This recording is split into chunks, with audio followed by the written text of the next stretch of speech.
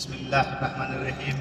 السلام علیکم دوستو، آج میں آپ کو جبل نور کی زیارت کرانے کے لیے لے کے جا رہا ہوں، اور یہ جو روڈ ہے یہ مدینہ منورہ روڈ ہے، لیکن اس سے پہلے راستے میں آپ کو آئے گا مسجد عائشہ، جو آپ کو مسجد عائشہ کی زیارت کراتے لے کر کے چلوں گا۔ جبل نور وہ پہاڑ ہے جس پہاڑ پہ قرآن نازل ہوا۔ پورے دنیا میں اس پہاڑ کا جو عظمت ہے اور اس پہاڑ کی جو خصوصی جو اس کی احترام ہے وہ اور پہاڑ کو نصیب نہیں ہوا۔ اسی پہاڑ پہ حضور صلی اللہ علیہ وسلم اپنی نبوت اعلان کرنے سے پہلے ہفتے مہینوں دن اس غار میں جا کر بیٹھا کرتے تھے اور اللہ کا ذکر و اذکار کیا کرتے تھے، اور اسی پہاڑ پہ وہ قرآن نازل ہوا تھا جو سب سے پہلے قرآن نازل ہوا، اور میں آپ کو اسی کی زیارت کرانے کے لیے لے کے جا رہا ہوں۔ لیکن اس سے پہلے یہ سامنے میں مسجد عائشہ پڑ رہا ہے، یہ مسجد عائشہ ہے جو آپ کو حرم سے لگ بھگ 8.5 کلومیٹر کی دوری پہ یہ واقع ہے۔ اور یہ اگر آپ کبھی بھی حج یا عمرے کے لیے کوئی بھی شخص آتے ہیں تو ان کے لیے اگر دوبارہ عمرہ کرنے کی خواہش ہوئی تو یہ اس میقات پہ آنا پڑتا ہے۔ یہ ایک میقات پوائنٹ ہے اور یہاں پہ ایک مسجد بنی ہوئی ہے۔ آپ کو دوبارہ کبھی بھی جب عمرہ کرنا ہو تو آپ کو کسی نہ کسی میقات پہ جانا ہی پڑے گا، یعنی حرم کی جو باؤنڈری لائن ہے، میقات بولتے ہیں باؤنڈری لائن کو، باؤنڈری لائن کے باہر جانا پڑے گا۔ ابھی آپ کو چھوٹا سا آپ کو دکھائیں گے بھی کہ یہ باؤنڈری لائن اس پہ الگ ہے، اسپیڈ میں ہے گاڑی تو نظر نہیں آئے گا، لیکن پھر بھی یہ دیکھیے مسجد عائشہ ہے۔ اور دیکھیے ابھی حجاج کرام کا جو ہے ہجوم لگا ہوا ہے، ابھی حالانکہ تھوڑی تعداد کم ہے، ابھی شام تک تعداد بڑھ جائے گا۔ اور یہ دیکھیے بدایا حدود الحرم لکھا ہوا ہے، یہ دیکھیے وہ باؤنڈری والی اپنے اس پہ۔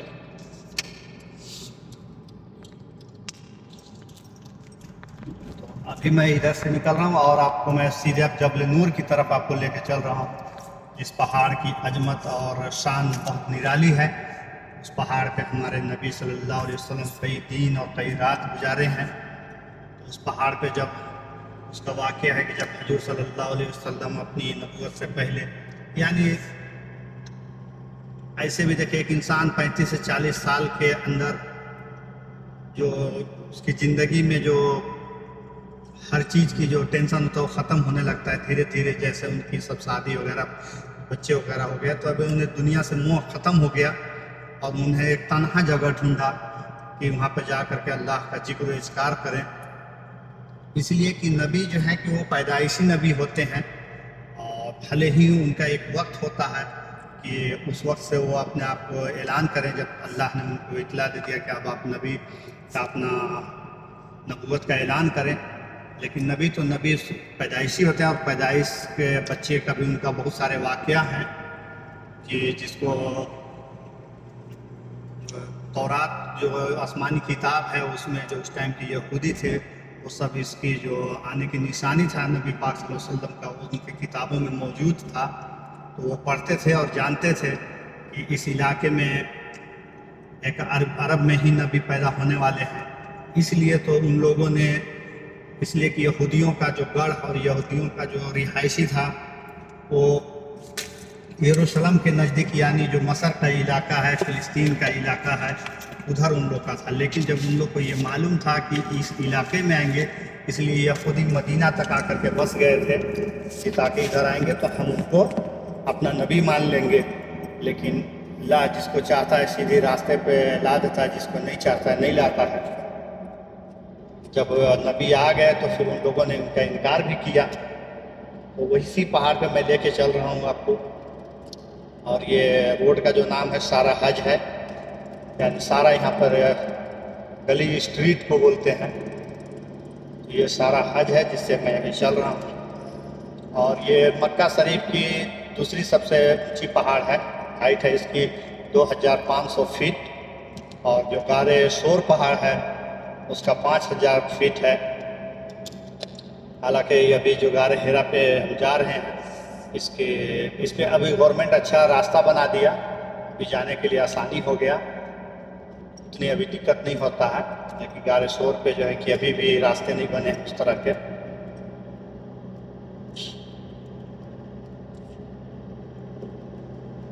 تو جب اس پہ حضور صلی اللہ علیہ وسلم کئی دنوں تک زندگی اپنا گزارتے رہے، اس پہ جا کے اللہ کا ذکر و اذکار کرتے رہے، ایک دن فرشتے نے آیا اور حضور صلی اللہ علیہ وسلم کے سامنے کسی تختی پہ کچھ لکھا ہوا لے کر کے آیا اور بولے اقرا اقرا بسم ربک الذی خلق، اللہ کے نام سے پڑھو۔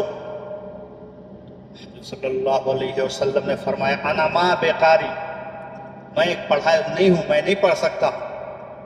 اس کے اوپر فرشتے نے ان کے دونوں بازوؤں کو پکڑ کر اور جھنجھوڑ دیا، جیسے حضور صلی اللہ علیہ وسلم تھوڑا خوف زیادہ ہوئے۔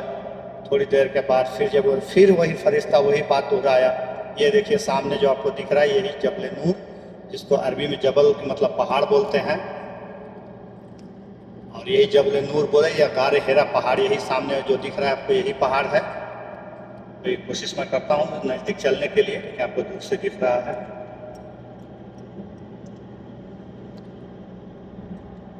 تو جب 2 بار ہو گیا، جب تیسرے بار میں پھر جب فرشتے نے کہا اقرا بسم ربک الذی، تو اس کے پھر حضور صلی اللہ علیہ وسلم پڑھنے لگے، اللہ نے انہیں وہ بینائی اور سارے استطاعت دے دیا کہ جسے پڑھنے لگے وہ۔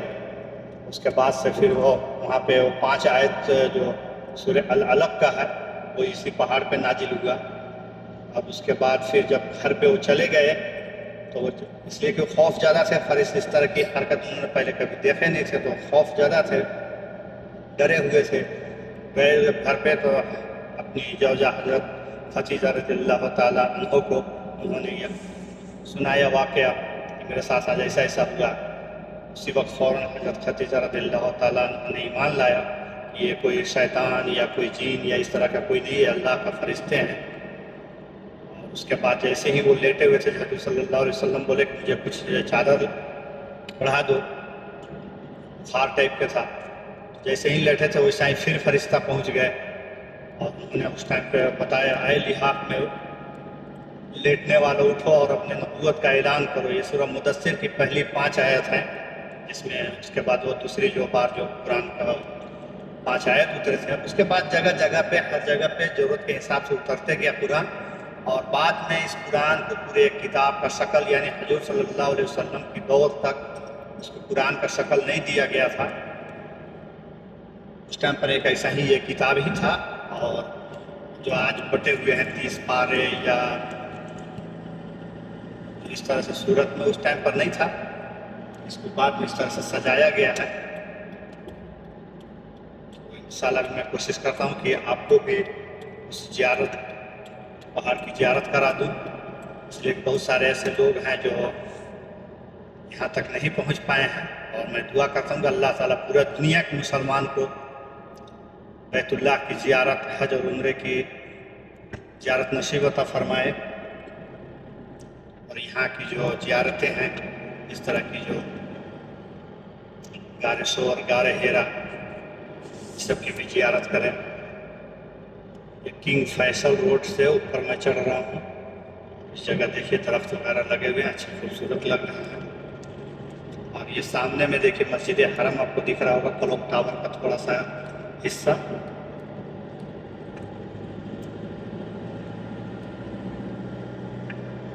یہ عزیزیہ کا علاقہ ہے جہاں پہ میں یہاں سے اوپر اب چڑھ رہا ہوں، کوشش کرتا ہوں آپ کو نیچے رکھ جانے کے لیے۔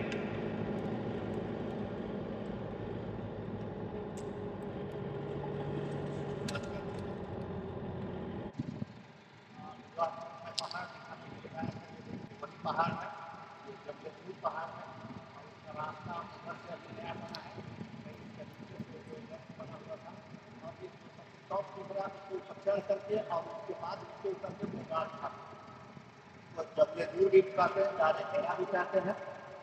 جبل نور، نور کے مطلب آپ سمجھتے ہیں، جبل مطلب عربی میں پہاڑ بولا جاتا ہے، یہ وہی پہاڑ ہے۔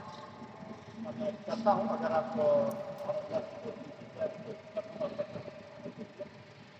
پہاڑ خوش نصیب پہاڑ، اس کو یہ استطاعت ہوا کہ اس پہ نبی پاک صلی اللہ علیہ وسلم اس پہاڑ پہ گزارے اور اس پہ قرآن نازل ہوا۔ اس پہاڑ کی عظمت اور شان بہت نرالی ہے، یہ آپ کو وہی پہاڑ ہے، آپ زیارت کریں اور کمنٹ میں ضرور کچھ آپ لکھیں اور بتائیں کہ اس کے بارے میں، مکہ مدینہ کے بارے میں اگر کچھ آپ اور جاننا چاہتے ہیں تو कमेंट में बताइए। हाँ بسم ربك الذي خلق خلق الإنسان من علق اقرأ وربك الأكرم الذي علم بالقلم علم الإنسان ما لم يعلم. جی دوستو، تو ابھی میں آپ کو وہاں سے نکل گیا ہوں جبل نور سے، اور ابھی میں راستے سے جا رہا تھا تو آپ کو سوچا میں جمرات جو وہاں پہ حاجی لوگ شیطان کو پتھر مارتے ہیں اور حاجی لوگ جہاں پہ 3 دن رکتے ہیں مینا میں، وہ ساری چیزیں بھی آپ کو زیارت کرتے چلوں. یہ دیکھیے ایک ٹنل ہے، ٹنل کے اس پار مینا ہے. یہ ٹنل کے جیسے اس پار جائیں گے وہی شیطان آپ کو ملے گا، جو شیطان حضرت ابراہیم علیہ السلام کو بہکایا تھا 3 جگہ پہ، اور تینوں جگہ پہ حضرت ابراہیم علیہ السلام نے شیطان کو پتھر مارا تھا.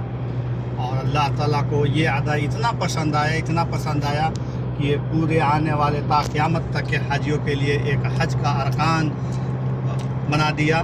اور یہ سنت ابراہیمی ہے، جو حضرت ابراہیم علیہ السلام نے شیطان کو پتھر مارا تھا، اور یہ بہت کم لوگوں کو دیکھنے کو ملتا ہے. تو اس لیے میں سوچا کہ ادھر سے آ رہا ہوں تو یہ بھی آپ کو دکھاتے چلوں. تو یہ سامنے جو ابھی ٹنل کے پار کریں گے جو برج دکھ رہا ہے، یہ سب سے اوپر جو ہے یہ میٹرو لائن ہے، جو مزدلفہ و عرفات سے لوگ یہاں تک پہنچتے ہیں. اور یہ جو سامنے میں 3 فلور کا برج دکھ رہا ہے وہ راستہ ہے آنے جانے کا. اور باقی جو ہے کہ آپ کو یہ میں پہنچ گیا.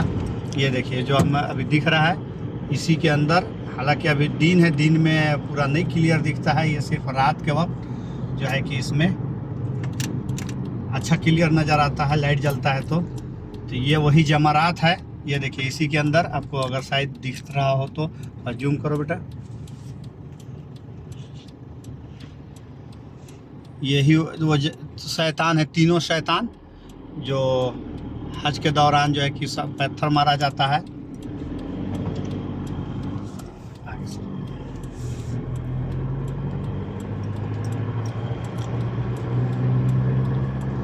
اور یہ جو راؤنڈ سا دکھ رہا ہے یہ اسکلیٹر سیڑھی ہے یہاں سے جانے کے لیے اوپر. ابھی آپ کو اس طرف میں نہیں دکھ پائے گا اس لیے بالکل نزدیک آ گئے.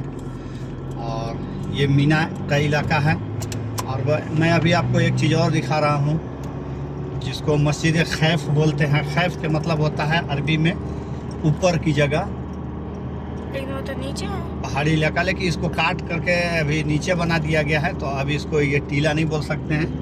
یہ دیکھیں مسجد خیف اور یہ مینا کا علاقہ، یہی وہ مسجد ہے جس میں 70 انبیاء نماز پڑھے ہیں اس کے اندر. ابھی آپ کو میں رک کر کے دکھاتا ہوں، اچھا نظر نہیں آئے گا اس لیے کہ باؤنڈری کیا ہوا ہے نا. یہ سارے جو خیمے ہوتے ہیں، خیمے کے اندر جب حاجی کا یہاں پہ حج پورا ہو جاتا ہے تو اس کو پورے باؤنڈری کر دیا جاتا ہے تاکہ اس کے اندر کوئی جانور یا اس طرح کی کوئی زہریلی چیزیں نہ آ کر کے اپنا ڈیرا جما لے. اور یہ دیکھیے میں ابھی آپ کو یہیں سے، یہ دیکھیے مسجد خیف، یہی وہ مسجد خیف ہے جس پہ 70 انبیاء نماز پڑھے ہیں یہاں پہ. اور یہاں پہ حضرت آدم علیہ السلام کا بھی قبر تھا، لیکن طوفان نوح میں اس کا نام و نشان ختم ہو گیا. ابھی کوئی نام و نشان نہیں ہے کہ آدم علیہ السلام کا قبر کہاں پہ ہے. صرف حضرت حوا علیہ السلام کا قبر جدہ میں ہے، سمندر کے کنارے وہ ایک قبرستان ہے اس میں ہے. لیکن آدم علیہ السلام کو دفن یہاں کیا گیا تھا اس علاقے میں، تو ان کا ابھی کوئی قبر کا کوئی نام و نشان نہیں ہے. تو یہ مسجد خیف ہے اور یہ مینا میں ہی واقع ہے. اور یہ مینا بہت بڑا علاقہ ہے. ابھی تھوڑا آپ کو دکھا دیں گے آگے.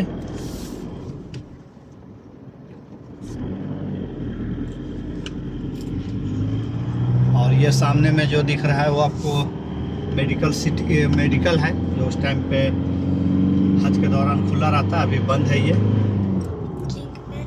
اور یہ کنگ پیلیس ہے اس سائیڈ میں سامنے جو آپ دیکھ رہے ہیں. اور ادھر سے بھی مسجد خیف کلیئر دیکھیں. یہ دیکھیے یہی مسجد خیف جو ہے کہ بالکل آپ کو نزدیک سے دکھا رہا ہوں. یہ صرف سال میں حج کے دوران ہی کھلتا ہے، باقی وقت پہ بند رہتا ہے.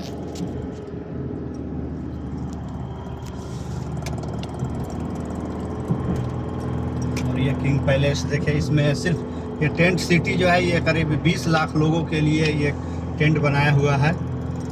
20 لاکھ لوگ اس میں 3 دن تک گزارا کرتے ہیں. اور اس میں ساری سویدھائیں بھی ہیں, AC وغیرہ لگے ہیں, پانی اور اس میں بجلی وغیرہ سب کچھ ہے. اور میں ابھی ادھر سے مینا سے نکل گیا اور عزیزیہ میں جا رہا ہوں, جہاں پہ حاجی لوگ آ کر کے مہینوں مہینے یہاں پہ رکتے ہیں. ان کے لیے کیسا رہائش ہوتا ہے, کیسے بلڈنگ میں رہتے ہیں, یہ ساری چیزیں بھی آپ دیکھیں گے. یعنی اچھے ہائی رائز بلڈنگ ہیں, سب ہوٹل ہیں اور 20 فلور 15 فلور 18 فلور 12 فلور اس طرح کے جو ہیں کہ سارے بلڈنگیں ہیں. ابھی آپ کو سامنے میں دکھ رہا ہوگا, یہ سارے ہوٹل ہے, اسی میں حاجی لوگ اس ٹائم پہ رکتے ہیں. فیسلٹی اچھا ہے حج کے لیے.